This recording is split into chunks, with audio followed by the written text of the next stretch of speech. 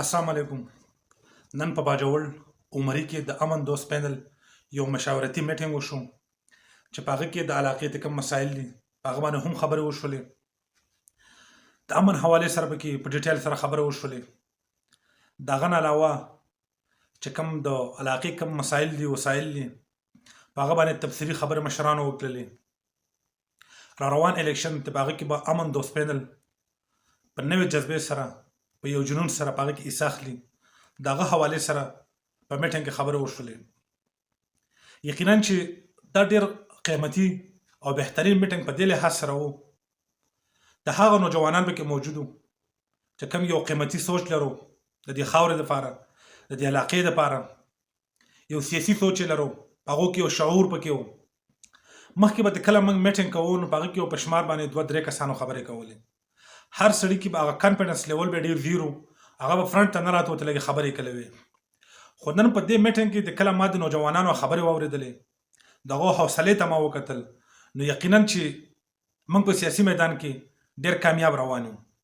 زموږ مشر، زموږ ځوانان، زموږ کشران په دې کې سیاسي شعور رالی. دا یو کامیاب میټینګ و. د دې میټینګ صرف او صرف 2-3 ایجنډا وه. یو د امن حوالې سره خبرې وې چې په ملک کم بدامني روانه ده، په علاقه کې کم بدامني روانه ده، د هغې حوالې سره خبرې وې. دویم د راروان الیکشن چې په هغه کې به انشاءالله تعالی امن دوست پینل په هر لحاظ سره په هر پلیټفارم کې حصه اخلي او خپل پاور، خپل طاقت او خپل منشور او نظریه به د قوم ته پیش کوي او د قوم ته به دا شو کوي چې ستاسو خادم څوک دی، ستاسو رهبر څوک دی، ستاسو خدمتګار څوک دی او د قوم درد او فکر څوک په زړه کې ډېر وړي.